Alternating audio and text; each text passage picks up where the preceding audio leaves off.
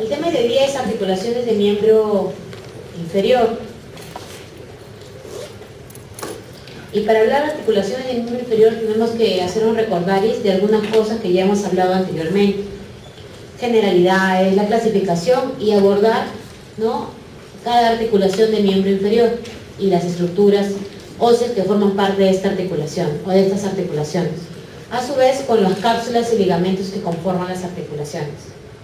Entonces, hay que recordar que la ciencia o la rama de la anatomía que estudia las articulaciones se llama la artrología, y que de acuerdo a esta artrología hay una clasificación de las articulaciones que ya hemos hablado, una clasificación que está en base al movimiento y que tiene 3 tipos: las diartrósicas, que son las articulaciones de amplio movimiento; las sinartrósicas, que son articulaciones de sin movimiento; y las anfiartrósicas, que son articulaciones de movimiento limitado.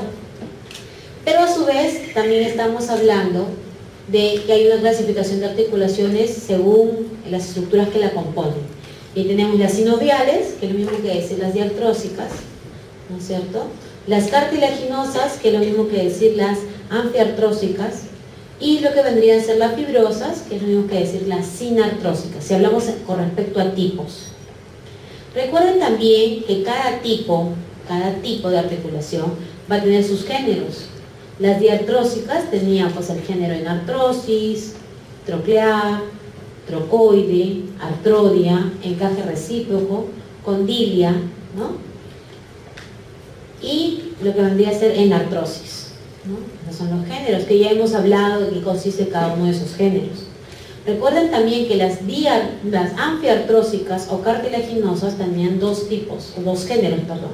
Este tipo tenía 2 géneros: las anfiartrósicas propiamente dichas y las anfidiartrósicas o dianfiartrósicas, o también conocidas como sínfisis. Las anfiartrósicas propiamente dichas o sincondrosis son las articulaciones que se dan entre los cuerpos de las vértebras por intermedio del disco vertebral, intervertebral. Y las anfidiartrósicas o dianfiartrósicas o sínfisis son las articulaciones que hay poco movimiento, pero en un momento dado hay un gran movimiento. Luego teníamos el tipo de sinartrósicas o fibrosas, donde no hay movimiento. Y ahí teníamos 3 ejemplos: las gónfosis, que era la articulación alveolo-dentaria; las suturas, ¿no?, que están en las articulaciones entre los huesos de la cabeza; y lo que vendría a ser la sindesmosis, que es la articulación entre los huesos por intermedio de una membrana o ligamentos. Recuerden también, y eso se lo dije en la clase pasada, que las suturas a su vez tienen otra clasificación, ¿no?, que eso ya lo vamos a estudiar cuando hagamos cabeza, porque ahí hay articulaciones pues sinartrósicas y el género de suturas. ¿Ya? También habíamos hablado acerca de las articulaciones de miembro superior, y yo les dije, las articulaciones de miembro superior, casi un 99% son diartrósicas, y lo que hay que estudiar son los géneros, y un 1% eran sinartrósicas, o sea, había 2 articulaciones que eran sinartrósicas sin desmosis. El resto de articulaciones eran de tipo diartrósicas, y teníamos en artrosis, crocleares, artrodias, ¿no?, etcétera. Igual va a suceder a nivel del miembro inferior, pero en el miembro inferior tenemos en realidad, ¿no?, los 3 tipos, o sea, ejemplos a lo largo del miembro inferior tenemos los 3 tipos de clasificación. Tenemos diartrósicas, tenemos anfiartrósicas, ¿no?, y tenemos sinartrósicas. O sea, en el miembro inferior sí tenemos ejemplos de los 3 tipos, no como en el miembro superior, que nosotros teníamos 2. Entonces, ¿qué estructuras óseas conforman lo que vendría a ser el miembro inferior? Igual cuando se habló de miembro superior se habló de una cintura escapular. En el miembro inferior hablamos de una cintura pélvica, y la cintura pélvica está formada por los 2 huesos ilíacos o coxales y por el sacro. Las 3 estructuras articuladas forman lo que vendría a ser la cintura pélvica. A nivel del muslo tenemos una sola estructura ósea que vendría a ser el fémur. A nivel de la pierna tenemos 2 estructuras óseas, huesos largos, que vendrían a ser la tibia y el peroné. Y a nivel del pie tenemos los huesos del tarso, los metatarsianos y las falanges. Entonces, vamos a hablar de la articulación sacroiliaca, o sea, la que forma parte de la cintura pélvica. Entonces, ¿qué estructuras forman esta articulación? ¿Qué estructuras óseas? El sacro, ¿no?, y los 2 huesos ilíacos o coxales. ¿Qué tipo de articulación es esta? Esta articulación sacroiliaca es una articulación anfiartrósica, o sea, la cual tiene poco movimiento, y su género es anfidiartrósico o dianfiartrósico. O sea, hay poco movimiento, pero en un momento dado puede haber un gran movimiento. Entonces, ¿qué estructuras óseas forman parte de esta articulación? Tenemos a los huesos ilíacos o coxales, y sabemos que los huesos ilíacos o coxales son huesos planos, son huesos pares, porque tenemos dos, y son huesos que tienen dos caras, una cara interna, una cara externa, 4 bordes, un borde superior, un borde inferior, un borde anterior y un borde posterior, y 4 ángulos, antero superior, antero inferior, póstero superior, póstero inferior. Esta cara que estamos viendo de este ilíaco coxal es la cara interna, y en la cara interna había una línea, esta línea de acá, que es la línea innominada. Esa línea innominada en un momento dado va a ser una línea muy importante, sobre todo cuando abordemos el segmento de pelvis. ¿Por qué? Porque esa línea innominada junto con otras estructuras más van a formar el límite, lo que vendría a ser el estrecho superior de la pelvis menor o verdadera. Y todo lo que quede por encima de este estrecho superior es la pelvis mayor o falsa. Pero ahora lo que quiero que se acuerden es que esta línea innominada, por detrás de ella vamos a tener una faceta articular. Una faceta articular que está en la cara interna del ilíaco coxal, por detrás de la línea innominada. Y esta faceta articular tiene la forma convexa. ¿Por qué? Porque va a servir para que se articule con los bordes laterales del sacro. O sea, tenemos ya una faceta articular de esta articulación sacroiliaca. El sacro. El sacro es la fusión de 5 vértebras sacras, forma parte de la columna vertebral. Al formar parte de la columna vertebral se fusionan las 5 vértebras sacras y nos queda el sacro. El sacro tiene la forma de un triángulo invertido, cuya base es superior, cuyo vértice es inferior. La base del sacro, que vendría a ser S1, se articula con L5. Al momento de articularse, esa estructura se llama promontorio. A cada lado en S1 vamos a encontrar las aletas del sacro. Voy a observar acá la cara anterior del sacro. La cara anterior del sacro es cóncava, lisa. Tiene unas estructuras a cada lado que son 4 o 5 pares de agujeros sacros anteriores.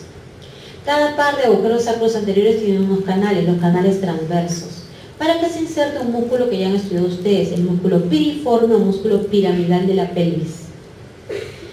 Luego tenemos una cara posterior.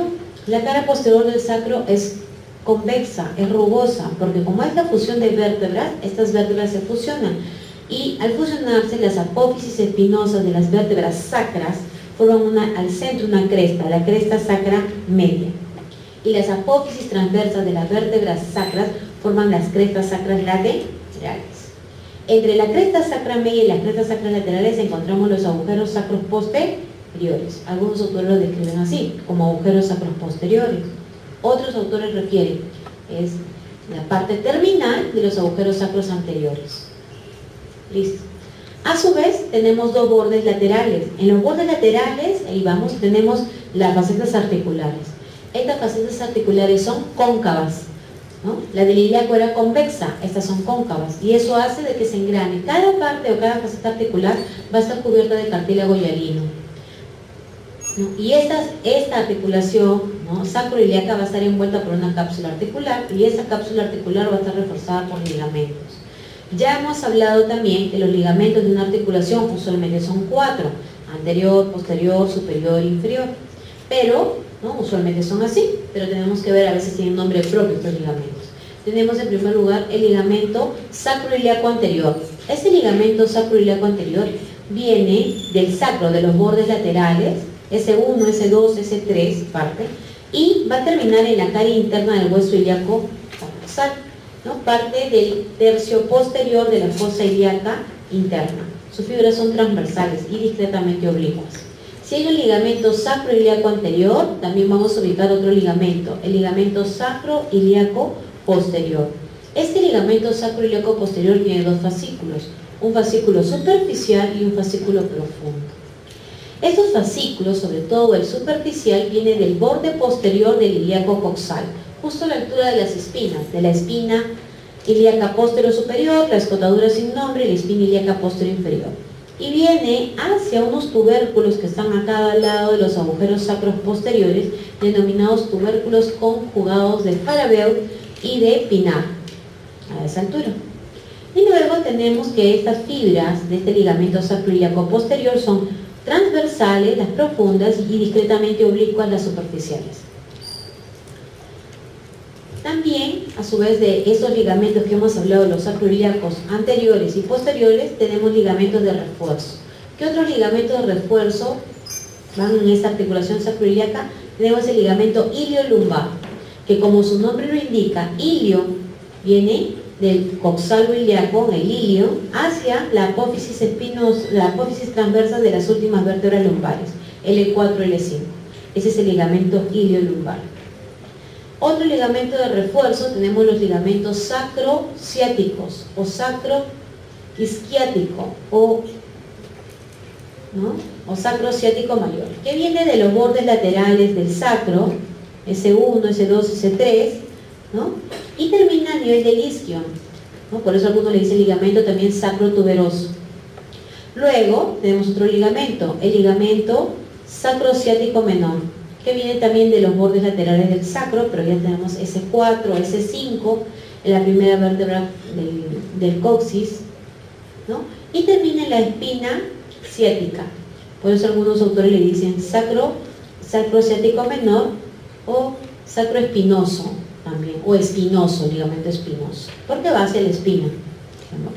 Recuerden que al nivel del borde posterior del hueso ilíaco coxal teníamos unas escotaduras. Esas escotaduras realmente ya se van a convertir, gracias a estos ligamentos, en unos espacios, unos orificios, que son el orificio sacrociático mayor o ciático mayor y el orificio ciático menor. Este orificio sacrociático mayor, recuerden, ya se lo han estudiado, que pasan elementos vasculares y musculares. Entre ellos tenemos pues al músculo piramidal de la pelvis, al nervio ciático mayor, pasa el van glúteo superior e inferior, la arteria pudenda interna o el van pudendo, pasan por acá. Y en el agujero o en la escotadura sacrociática menor, recuerden que regresa la arteria pudenda interna y sale el músculo obturador interno. Otra articulación que tenemos que ver en esta cintura pélvica es la sínfisis pubiana. La estructura que se va a formar, o esta articulación, va a estar en la parte anterior de esta cintura pélvica y va a estar formada, ¿no es cierto?, por las facetas articulares del pubis de cada ilíaco. Esta articulación es una anfiartrósica, anfidiartrósica, o sea, es una articulación de movimientos limitados cuyo género es movimiento limitado, pero un gran movimiento en un determinado momento. Entonces, ¿cuáles son las facetas? Las facetas que se dan a nivel de lo que vendría a ser la región del pubis, ¿no?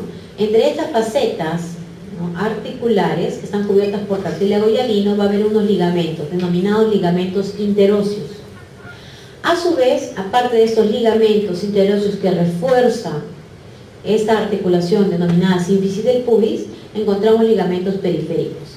Y esos ligamentos periféricos tenemos uno superior, cuyas fibras son transversales, uno inferior, cuyas fibras son oblicuas y que están en relación directa con el canal subpubiano. Un ligamento periférico anterior y otro ligamento periférico posterior. O sea, son 4 ligamentos periféricos a nivel de la sínfisis del pubis. Entonces, listo, ya tenemos ahí las articulaciones descritas a nivel de lo que vendría a ser la cintura pélvica. ¿Qué movimientos hace la cintura pélvica? Es un movimiento discreto y en un momento dado un gran movimiento. Y ese movimiento es el movimiento de contranutación y nutación, que ya lo vamos a estudiar cuando hagamos pelvis exactamente. Que es el movimiento que se da entre estas estructuras óseas para ampliar el canal del parto. ¿Ya? Listo. Luego tenemos otra articulación, la articulación coxofemoral, o conocida como articulación de la cadera. Esta articulación coxofemoral también tiene estructuras óseas, ¿no?, comprometidas. ¿Qué estructuras óseas son comprometidas? Lo que vendría a ser el acetábulo o cavidad cotiloidea y la cabeza del fémur. ¿Qué tipo de articulación es esta? Es una diartrósica en artrosis. Pues acá tenemos el hueso ilíaco coxal, pero ya tenemos desde una vista de la cara externa del ilíaco coxal, donde encontramos una cavidad denominada acetábulo o cavidad cotiloidea. Ese acetábulo o cavidad cotiloidea, recuerden que es importante porque ahí se fusionan las 3 partes del ilíaco coxal: el ilion, el isquio y el pubis.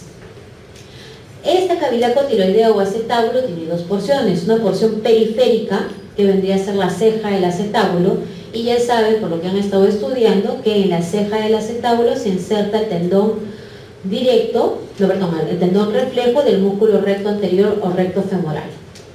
Y por dentro de esta ceja del acetábulo hay una estructura rugosa, ¿no?, que se llama el transfondo, y en ese transfondo se inserta el ligamento redondo. ¿De dónde nace este ligamento redondo?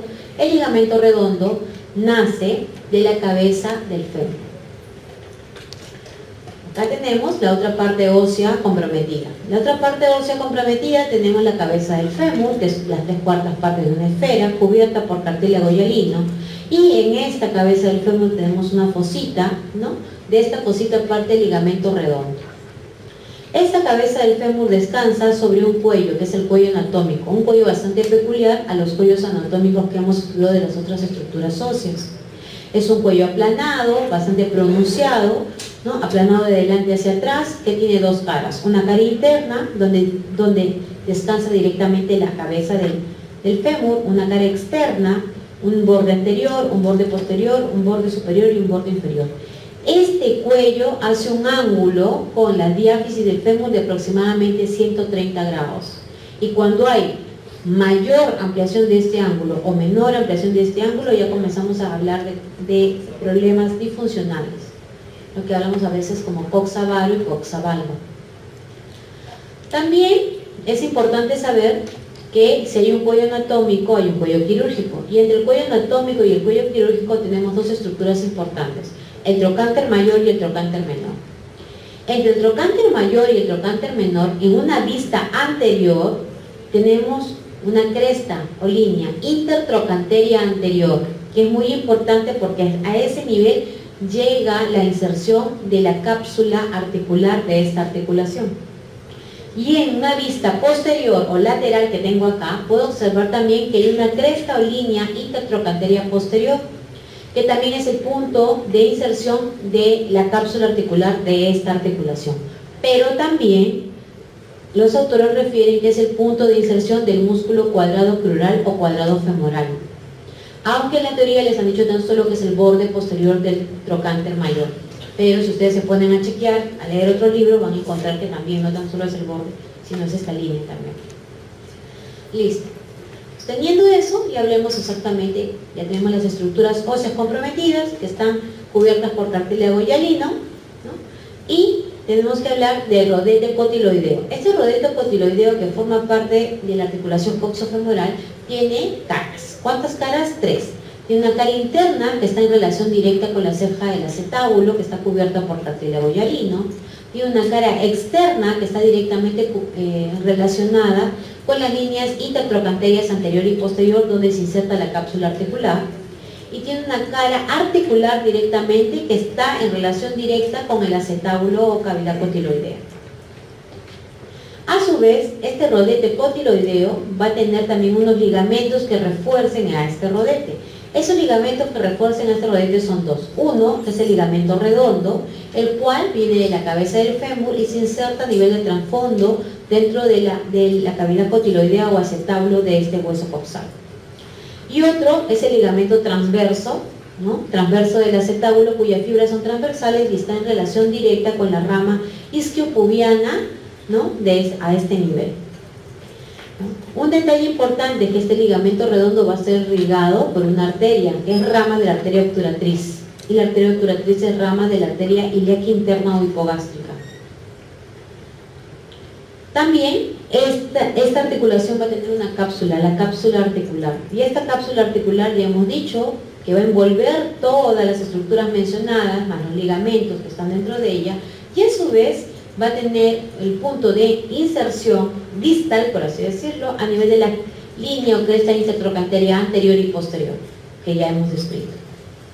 También va a haber refuerzos de ligamentos que refuerzan a esta cápsula articular, que son, tenemos acá el ligamento iliofemoral de Bertin. El ligamento iliofemoral de Bertin viene del borde anterior del hueso ilíaco coxal a nivel de la espina ilíaca anterior inferior, escotadura del psoas, hacia lo que vendría a ser el tercio superior, ¿no?, de la cresta o línea intertrocanteria anterior, cuando hablo del fascículo superficial. Y el fascículo profundo o inferior para algunos viene a nivel también de la espina, ¿no es cierto?, ilíaca anterior e inferior y termina en el tercio distal de esa cresta intertrochanteria anterior o línea intertrochanteria anterior. Este fascículo superficial o superior está en relación directa con dos músculos, uno con el glúteo menor y otro con el músculo recto anterior o recto femoral. A su vez, tenemos otro ligamento de refuerzo, que es el ligamento pubofemoral. Este ligamento pubofemoral también está en relación directa con el borde anterior del coxalo ilíaco. Recuerden que en el borde anterior del coxalo ilíaco había una estructura denominada eminencia pectínea o eminencia iliopectínea. De ahí proviene el ligamento, ¿no?, que termina en lo que vendría a ser el tercio distal de la cresta intertrochanteria anterior. Y a su vez, estos dos ligamentos que hemos mencionado, ¿no?, tanto el primero, ¿no es cierto?, el iliofemoral como el pubofemoral, y el iliofemoral con sus dos fascículos, superficial y profundo, y el pubofemoral, van a formar una estructura denominada el ligamento de Welker o de Bigelow, ¿no? Van a formar una estructura en forma de Z o en forma de N lateralizada. También vamos a encontrar a este nivel una bolsa serosa. Esta bolsa serosa va a estar separada entre los fascículos profundo, ¿no es cierto?, o inferior del ligamento iliofemoral con el ligamento pubofemoral a ese nivel, y va a ser como una estructura que separa el descenso de un músculo de ahí, que vendría a ser el músculo psoas ilíaco. También vamos a encontrar otro ligamento en una vista posterior, que es el ligamento isquiofemoral, ¿cierto?, a ese nivel. Teniendo en cuenta todos esos ligamentos, vamos a hablar acerca, ¿no?, de qué movimientos hace esta articulación coxofemoral, las cuales va a ser movimientos de flexión, ¿no es cierto?, de extensión, ¿no?, de abducción, de aducción y de rotación interna y rotación externa. Juntando todos los movimientos que realiza esta articulación, referimos que tiene también un movimiento de circunducción, ¿no?, por eso que es una enartrosis.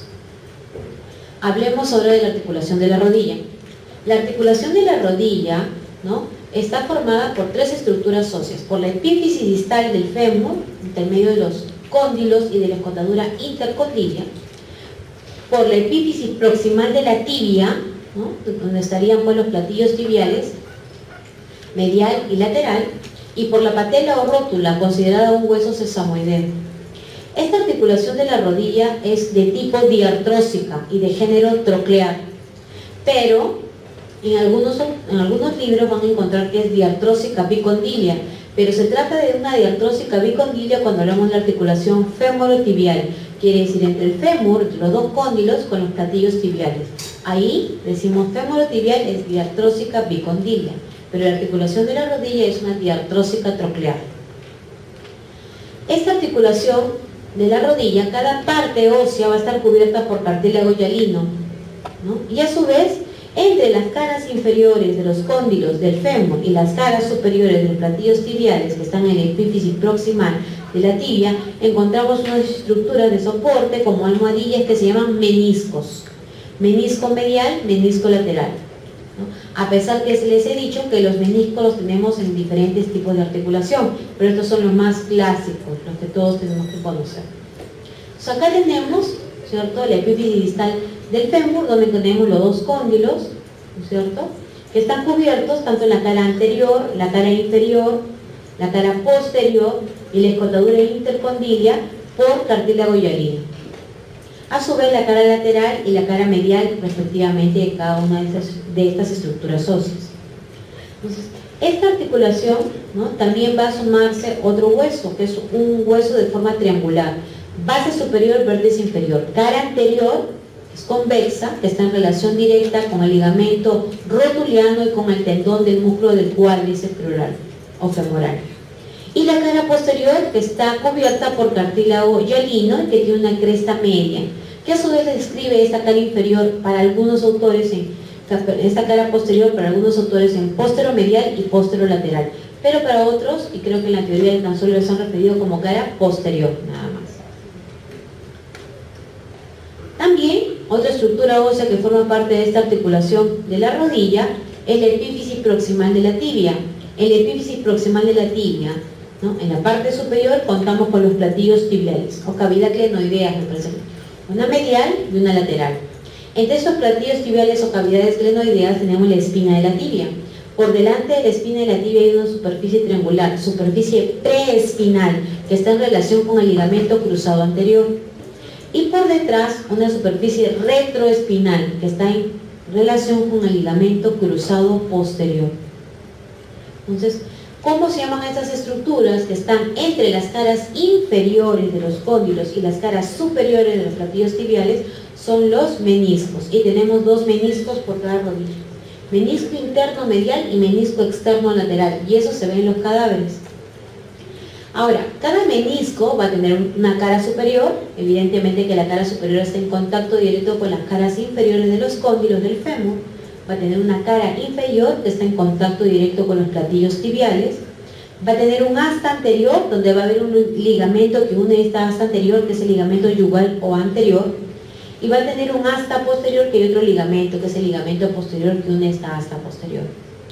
A su vez, estos meniscos tienen características. El menisco externo tiene forma de O de C cerrada. El menisco interno tiene forma de C abierta. Entonces, este es mi menisco interno y este es mi menisco externo. Por eso yo los puedo reconocer. Acá está lo que vendría a ser el ligamento yugal o ligamento anterior, que va del asta anterior de un menisco al asta anterior del menisco contralateral. Y luego tenemos el ligamento posterior o ligamento menisco femoral posterior o de Risberg, que va del asta posterior de un menisco al asta posterior del contralateral. Y luego tenemos, sumando todo, lo que vendría a ser el ligamento de Pausato a este nivel. Tenemos evidentemente en la articulación de la rodilla una cápsula, que vendría a ser la cápsula articular, que envuelve todas las estructuras óseas que hemos mencionado. Y esta articulación de la rodilla a su vez va a tener ligamentos de refuerzo.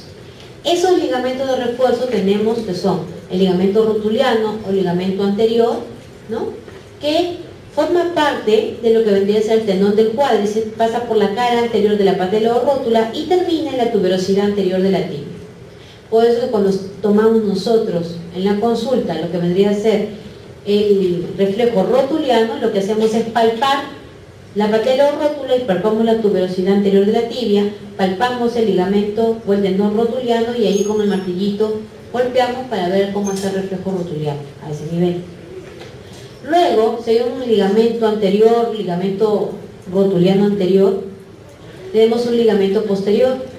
Este ligamento posterior, denominado ligamento popliteo, tiene dos tipos de fascículos, un fascículo oblicuo y un fascículo arqueado. Este fascículo arqueado prácticamente cubre parte del músculo popliteo, le va formando como un canal, como un túnel,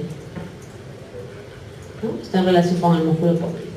Luego tenemos los ligamentos laterales. Tenemos el ligamento medial, ¿no?, que viene de la tuberosidad interna de la tibia, conocida por ustedes como cara medial o un cuarto superior de la tibia, hacia la cara interna, ¿no es cierto?, del cóndilo interno.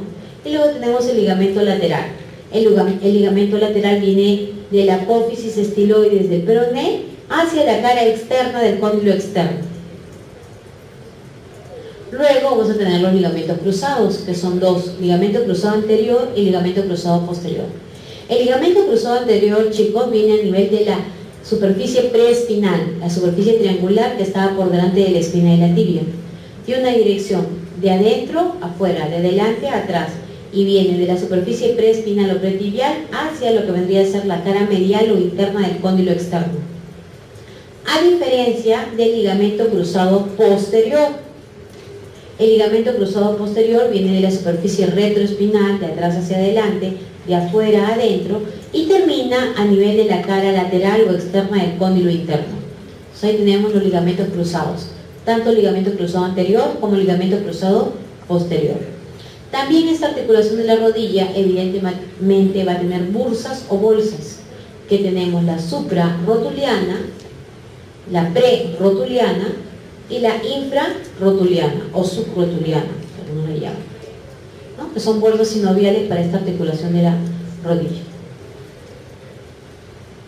¿Qué tipo de movimientos hace esta articulación? Hace movimiento de extensión, ¿no?, de flexión. Es una troclear. Luego hablemos de las articulaciones que están a nivel de la pierna. Las articulaciones que están a nivel de la pierna, tenemos que recordar que son dos estructuras óseas que tenemos a nivel de la pierna, la tibia y el peroné, y entre ellas va a haber tres articulaciones.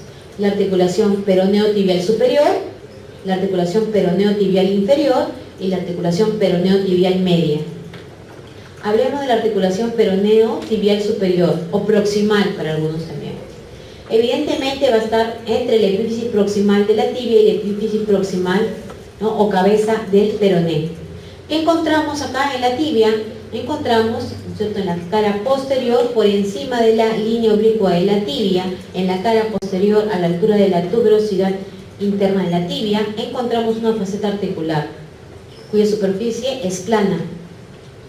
Y a nivel del peroné también te encontramos en la cabeza del peroné una superficie articular cuya superficie es plana. ¿Por qué? Porque la articulación que se da entre estos huesitos peroneo tibial superior es una diartrósica artroidea. Quiere decir que las superficies comprometidas en esta articulación son planas.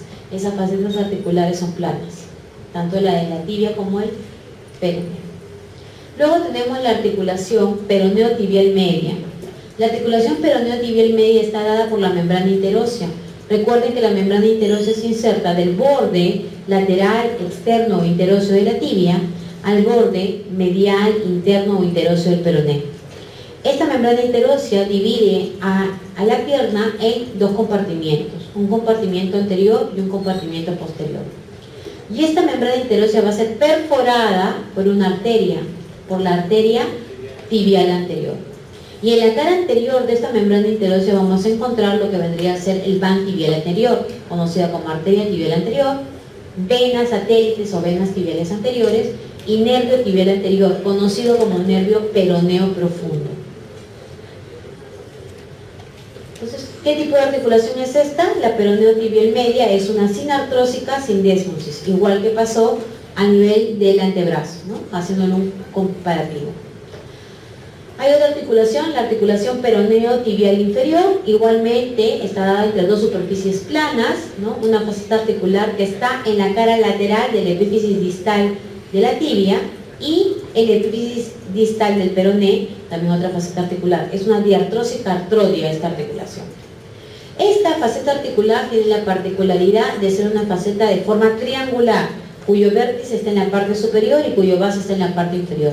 Pero ambas superficies son planas, por eso es una diartrósica artroidea. En una vista inferior o en una vista anterior, ¿no?, yo puedo observar que esta articulación peroneo tibial inferior está reforzada por ligamentos, ¿no? Tenemos acá el ligamento anterior y el ligamento posterior, ¿no? Son los dos ligamentos que refuerzan la articulación peroneo tibial inferior o distal. Luego, ya estamos llegando a lo que vendría a ser el pie. Tenemos la articulación tibio-terciana, la articulación de la gargantilla del pie, evidentemente formada, ¿no es cierto?, por el hueso del astrágalo, que va a tener una polea a nivel de la cara superior, y por las facetas articulares que va a formar la epífisis distal de la tibia, ¿no?, y también todo el maleolo del peroneo, que va a formar como una gargantilla para que se articule adecuadamente lo que vendría a ser el astrágalo. ¿Qué tipo de articulación es esta? Es una diartrósica troclear. Entonces acá vamos a observar lo que es el astrágalo a nivel de la cara superior de la faceta articular, ¿no? Y vamos a observar acá en una vista inferior de las epífisis distales tanto de la tibia como del peroné. Y en esta puedo observar que en la cara inferior de la epífisis distal de la tibia observo dos facetas articulares, una triangular que es medial y una cuadrangular que es lateral. Y a su vez el maleolo, la cara interna de mi maleolo peroné o del maleolo externo, va a formar una faceta triangular. Estas facetas articulares son las que se van a articular directamente con la cara superior de lo que vendría a ser el astrágalo. Va a haber ligamentos, ¿no?, que apoyen o refuercen esta articulación, la tibio-terciana. Entre ellos tenemos pues el ligamento lateral externo, y acá tenemos el ligamento peroneo astragalino anterior, que va del peroné hacia el astrágalo, en la parte anterior, cuyas fibras son acintadas y transversales. También tenemos otro ligamento, el ligamento peroneo astragalino posterior, cuyas fibras también son acintadas y transversales en la región posterior. tenemos un ligamento lateral externo y este ligamento es el ligamento peroneo calcáneo. Del peroné, del malleolo del peroné hacia el calcáneo. Y el ligamento lateral interno, denominado ligamento deltoideo, que también viene de lo que vendría a ser pues el malleolo interno hacia, ¿no es cierto?, lo que es el calcáneo y el estrágalo. Otro ligamento que está a este nivel es el ligamento tibio-estragalino posterior, que va de la tibia hacia el estrágalo, en la tuberosidad posterior. Y luego tenemos el ligamento tibio-estragalino anterior, igualmente que va de la tibia hasta el astrágalo en la parte anterior o dorso del pie. ¿Qué movimientos puede ser esta articulación tibio-tarsiana? Habla de la garrantilla del pie. Tenemos movimientos de flexión dorsal, o sea, flexión, extensión o flexión plantar, ¿no? Y eversión. Eversión quiere decir muevo el pie hacia afuera, lo que vendría a ser como una abducción, y una inversión como una aducción. Ahora hablemos de la articulación astrágalo-calcánea, entre el astrágalo y el hueso calcáneo. Recuerden que el hueso calcáneo es parte, ¿no es cierto?, del hueso del talón. ¿Qué partes se van a articular? La cara inferior de lo que vendría a ser el astrágalo y la cara superior o tuberosidad superior del calcáneo. A este nivel vamos a encontrar dos superficies articulares. Una anterior, que es interna y medial, y una posterior, que es lateral o externa, ¿no?, y posterior. Por eso se dice que esta articulación, ¿no?, astrágalo-calcánea, o sea, entre el astrágalo y el calcáneo, es una articulación, al tener doble carilla articular cada uno, es una articulación diartrósica, doble artroide.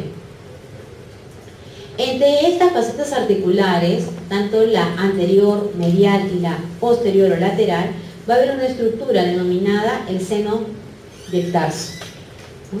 Y por esta estructura denominada el seno del tarso va a discurrir lo que vendría a ser un ligamento, el ligamento interóseo, que se da entre ambas superficies articulares. También vamos a tener ligamentos que van a reforzar, ligamento astrágalo-calcáneo lateral, ¿no?, en la parte lateral o externa del astrágalo hacia el calcáneo, el ligamento acá astrágalo-calcáneo posterior del astrágalo hacia el calcáneo. Y luego ya tenemos que seguir hablando de las estructuras óseas, pero que están ya pues a nivel del tarso. Y hablamos acá de la articulación medio-tarsiana. La articulación medio-tarsiana es denominada la articulación de Chopard. Esta articulación medio-tarsiana es la articulación que se va a dar entre el calcáneo y el cuboides y entre el astrágalo y el escafoides. Es la articulación medio-tarsiana. Esta articulación medio-tarsiana nosotros lo ubicamos, ¿no es cierto?, la articulación que se da entre el calcáneo y el cuboides, entre la cara anterior del calcáneo y la cara posterior o extremidad posterior del cuboides. Esta articulación que se da a este nivel, esta medio-tarsiana lateral, es una diartrósica trocoide. A diferencia de la articulación medio-tarsiana medial, que es la articulación que se da entre la extremidad anterior del astrágalo con la extremidad posterior o cara posterior, ¿no es cierto?, del escafoides. Esta articulación medio-tarsiana medial es una diartrósica en artrosis. ¿Ya? Entonces, en las articulaciones medio-tarsianas tenemos diartrósica en artrosis y diartrósica trocoide.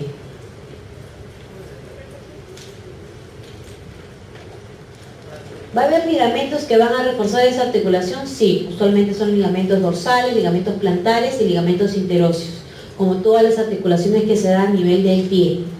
Luego tenemos otra articulación, escafo-cuboidea, entre el escafoides y el cuboides, a este nivel. Ese también se da entre superficies articulares planas, es una diartrósica artroidea. Con sus ligamentos también respectivamente. Ligamento dorsal, ligamento plantar y ligamento interóseo. Luego tenemos esta articulación, la articulación escafo-cuneal, entre el escafoides, la primera, la segunda y la tercera cuña, que también se da entre superficies planas, es una diartrósica artroidea. Hay que recordar que las cuñas o huesos cuneiformes que forman parte del tarso son tres.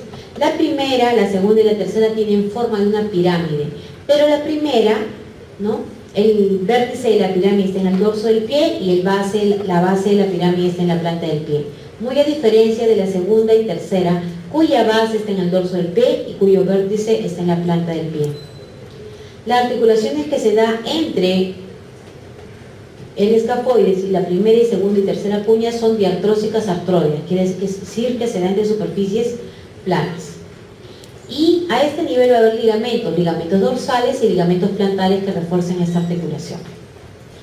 Luego tenemos la articulación intercuñales entre las cuñas, entre la primera y segunda cuña, entre la segunda y tercera cuña. Estas articulaciones intercuñales también son diartrósicas artrodias porque se trata de superficies planas. También va a haber ligamentos que soporten esta articulación, que son los ligamentos dorsales y plantares, que van de la primera a la segunda cuña, de la primera a la tercera cuña y de la segunda a la tercera cuña, que apoyan esta articulación a nivel también de la planta del pie. Otra articulación es la cuboideo-cuñal, o sea, del cuboides, del hueso del cuboides, con la tercera cuña, a este nivel. También se da de superficies planas y es una diartrósica artrodia. Y también tiene ligamentos que refuerzan, ligamento dorsal, ligamento plantar y ligamento interóseo. Siempre recuerden que el ligamento interóseo está dentro de la articulación, entre ambas facetas articulares. Luego tenemos la articulación tarso-metatarsiana, quiere decir entre los huesos del tarso y los metatarsianos. Esa es la articulación denominada del isfran. Esta articulación del isfran, ¿cierto?, es una articulación diartrósica artrodia también, diartrósica artrodia. Pero esta articulación diartrósica artrodia se da entre los huesos del tarso, entre la segunda cuña, tercera cuña y el cuboides, con la segunda, tercera, cuarta y quinto metatarsiano. Eso es una diartrósica artrodia, porque la articulación que se da entre la primera cuña y el primer metatarsiano es una diartrósica encaje recíproca. Igualmente va a tener ligamentos que lo refuercen, ¿no es cierto?, anterior, plantares, dorsales e interóseos. Los tres tipos de ligamentos a lo largo de toda esa articulación tarso-metatarsiana. Luego tenemos articulaciones intermetatarsianas, porque recuerden que los metatarsianos son huesos largos, tienen una epífisis proximal y una epífisis distal. Se va a articular entre las epífisis proximales de los metatarsianos, excepto en la primera, porque en la primera esa superficie no se da, no hay articulación entre el primer y el segundo metatarsiano, pero sí hay articulación entre el segundo y el tercero y el cuarto y el cuarto y el quinto. Esta articulación también es una diartrósica artrodia, se dan de superficies planas y también tiene ligamentos que refuercen esta articulación. ¿Qué ligamentos? Interóseos, dorsales y plantares. Luego vamos a tener, ¿no es cierto?, las articulaciones metatarsofalángicas, que se dan entre los huesitos del metatarso con las falanges. ¿Qué falanges? Con las falanges proximales de cada uno de los dedos del pie. Esta articulación son diartrósicas condilias, ¿ya? Hay una polea, ¿no?, y una superficie articular. Esta articulación metatarsofalángicas van a contar con ligamentos y una cápsula fibrosa que le envuelve, y ligamentos laterales, medial y lateral, y ligamentos transversales que van desde la primera articulación metatarsofalágica hasta la quinta articulación metatarsofalágica, formando una estructura compacta y unida. Luego ya tenemos, para terminar, las articulaciones interfalángicas, o sea, las articulaciones que se dan entre las falanges. En el dedo grueso, dedo gordo, tenemos la articulación que se da entre la falange proximal y la distal. Y en el segundo, tercero, cuarto y quinto dedo del pie o dedo pequeño, las articulaciones que se dan entre la falange proximal y la media y la distal. Estas articulaciones son diartrósicas trocleares, igualito que pasaba en la mano, diartrósicas trocleares. Y evidentemente también va a haber ligamentos, ¿no es cierto?, que apoyen a este nivel y a su vez con las cápsulas articulares. Esos ligamentos que apoyan son ligamentos laterales, ¿no? Interno medial y externo lateral, exactamente. Listo. Esa es la clase de hoy de articulaciones. Gracias.